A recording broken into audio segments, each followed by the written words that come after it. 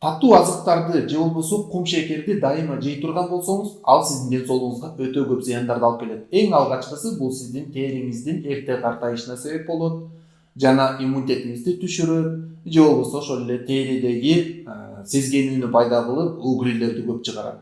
Жана таттууну жегенде адамдардын тиши тез бузулат. Себеби ооздун ичиндеги бактериялар ошол таттууну жейт дагы анан кислотаны бөлүп чыгарат. Ал кислота болсо биздин эмальдарды бузуп талкалайт. Жана кан тамырлардын ичинде холестериндерди, жаман холестериндерди көбөйткөндүктөн ал биздин денебизде кан тамырларды бузуп, атеросклероз оорусуна алып келет. Андан сырткары иммунитетти түшүрөт жана кант диабет оорусунан да чакырып коюшу мүмкүн. Жана көпчүлүк учурда ушул сахарга болгон көз карандылык пайда болуп калат. Адамдар сахар жебесе тура албай турган болуп калышат, ачуулана бере турган болуп калат. Бунун себеби эмнеде?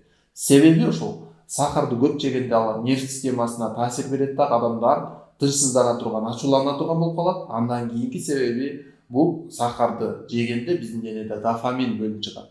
Дофамин гормону бара-бара ошол сахарды жегенде пайда боло берип, анга көз карандылык пайда болуп калат, зависимость деп коет. Сахар жебейбизде тура албай турган болуп калышат. Ошондуктан сиздер сахарды жегенди токтотуңуздар, жана мындан дагы сахардын зыяндары өтө көп.